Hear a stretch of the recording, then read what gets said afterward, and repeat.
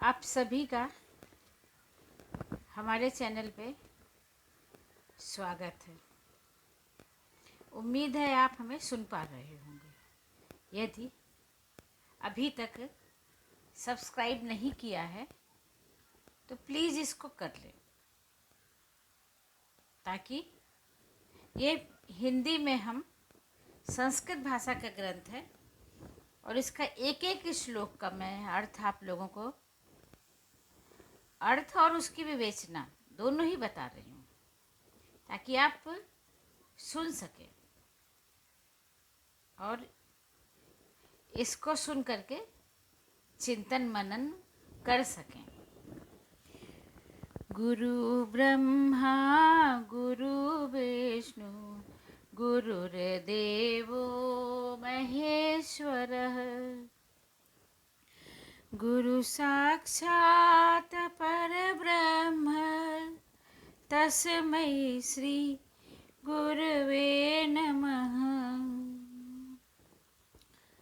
गुरु जी ने बताया कि तू अपना गुरु स्वयं है राजन, जिसने वैराग्य, समता और युक्ति से ज्ञान स्वयं अर्जित कर लिया है, उसे किसी गुरु की शरण में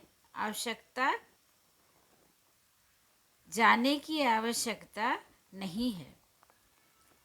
जो आत्मस्वरूप को जानकर समदृष्टा हो जाए वह गुरु है।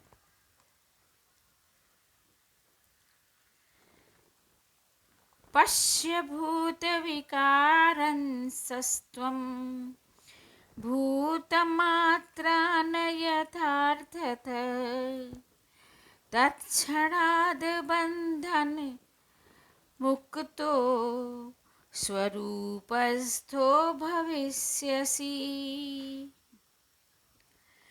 जो ज्ञानी पुरुष पंचभूतों और विकारों को उनके यथार्थ रूप में देखता है, अर्थात उनकी नश्वरता पर विश्वास करता है, वह उसी क्षण सभी बंधनों से मुक्त हो जाता है। विवेचना। मानव की क्या दुर्बलताएं हैं? क्या दुर्बलताएं होती हैं? जो देह, चित्त और इंद्रियों के विकारों से उत्पन्न इच्छाएं, कामनाएं, यही विकार है जो हमारी दुर्बलता को बढ़ाते हैं। मानव ने देह सुख को प्राथमिकता दी है, इंद्रियों ने आनंद की शरण दी है, चित्त इन सब का मुखिया है जो कामनाओं के वेग से ठाठे मारता है, खुश होता है। और ये शरीर हमारा पंचभूतों से बना हुआ है, क्षिति, जल, पावक, गगन, समीर, जो कि पृथ्वी सभी कुछ नाशवान है, जिनका अस्तित्व स्थायी नहीं है। वह कामनाओं, लालसाओं का पोषण करता है। उन्हें भौतिक सुख अच्छे लगते हैं, जो हमारी कामनाओं और इच्छाओं को बढ़ाते हैं। वह देह को सुख देने के लिए प्रयास करता है, छल, कपट आदि नाना प्रकार के पाप कर्म करता है। इंद्रियों की तृप्ति के लिए वह विषय वासनाओं में लिप्त रहने लगता है, जो सदैव अतृप्त ही रहती हैं। चित्त इन्हें और भी उकसाता है, क्योंकि इसे यही प्रिय है और इसी में उसे आनंद भी आता है। सब मिलकर व्यक्ति का विनाश कर देते हैं। इन विकारों से ग्रस्त मानव पंचभूतों से निर्मित इस नाशवान देह को ही सत्य मानकर अन्य सभी प्रकार के पातक कर्म भी करने लगता है। उसे भोग विलासों में ही सुख की प्रतीति होती है। सत्य से अनभिज्ञ, सत्य को नहीं जानते हुए ऐसे मूर्ख इस संसार में और परलोक को दोनों बिगाड़ लेते हैं, क्योंकि मुक्ति तो संभव ही नहीं है और 1,84 के कष्टकारी चक्र में फंसकर नाना योनियों में जाकर कष्ट भोगते हैं।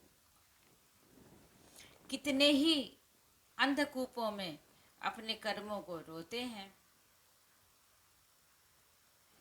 अष्टावक्र कहते हैं, महर्षि गुरु कहते हैं कि हे राजन, मानव के विकार स्वयं उसके द्वारा ही पोषित और पल्लवित हैं। इनका विशुद्ध निरंजन आत्मा से कोई भी संबंध नहीं है। तुम्हारी आत्मा का चैतन्य स्वरूप दोष और विकार रहित है। जगत की नश्वरता पंचभूतों को अनित्य मानकर यथार्थ पर स्थिर होकर परम शांति को प्राप्त करती हैं। यही तो तुम्हारे लिए अभिष्ट है, यही तो हम मनुष्यों के लिए अभिष्ट है।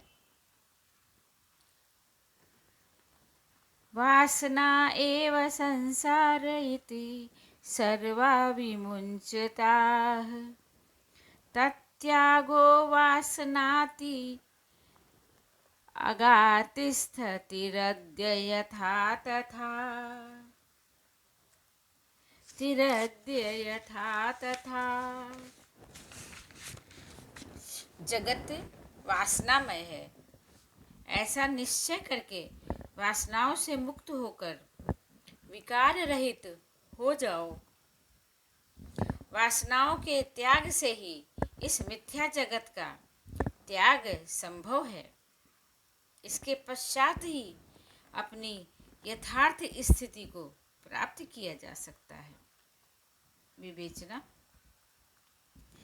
जीव सृष्टि और ईश सृष्टि अथवा आत्म सृष्टि में से जीव सृष्टि ही देवनीयता को प्राप्त है। जीव सृष्टि इस शरीर की सृष्टि है और ईश सृष्टि आत्मा की सृष्टि है।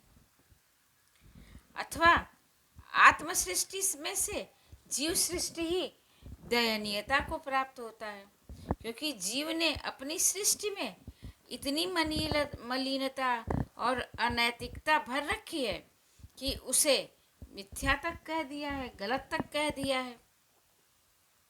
मिथ्या अर्थात विश्वास करने योग्य नहीं, अनैतिक मतलब नैतिकता के विरुद्ध है। कूड़े के ढेर के पास कौन बैठना चाहता है? स्वयं कूड़े का ढेर लगाने वाले मनुष्य भी उससे दूर रहते हैं। जीव सृष्टि ने अपने लिए इंद्रजाल बुन लिया है। इंद्रजाल अर्थात इंद्रियों द्वारा रचा गया जाल, जो स्वयं वासनाओं के लिए अतृप्त रहती है। जितना भी वासनाओं की पूर्ति करो, उतने ही वेग से वे पुनः जागृत रहती है। आवेग से उठती हैं और क्षण भर में समाप्त हो जाती है। फिर उठती रहती हैं। क्षणिक सुख की क्या दशा है? जब तक आश्वस्त असक्त न हो तब तक पुनश्च होता रहता है, बार बार होता रहता है। गुरु कहते हैं, गुरु अपने शिष्य को समझाते हुए कहते हैं कि वासनाओं का पूर्ण त्याग करके वासनाओं का पूर्ण त्याग करके ही कोई स्थिर मना हो सकता है। इस परम शत्रु का त्याग किया तो जगत का त्याग करने की सामर्थ्य का विकास हो जाता है।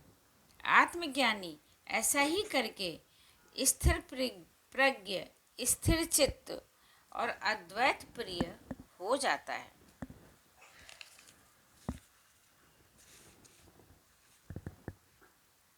आत्मज्ञानी ऐसा ही करके स्थिर प्रज्ञ और स्थिर चित्त और अद्वैत प्रिय हो जाता है। इस प्रकार 9वां प्रकरण समाप्त हुआ।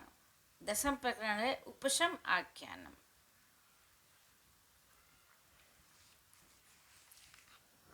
अगले प्रकरण में हम उसकी चर्चा करेंगे। ऐसे गुरु को बार बार प्रणाम है।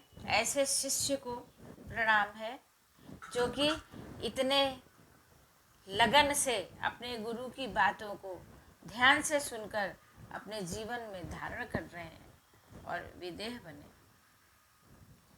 त्रेता युग की जय, महर्षि अष्टावक्र की जय, राजर्षि जनक की जय, बोलो सब संतन की जय, बोलो सब ऋषियों की जय, सनातन धर्म की जय हो। सनातन धर्म चिरकाल तक अमर रहे।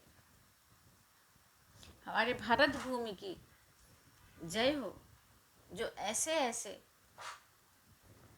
ज्ञानी ध्यानी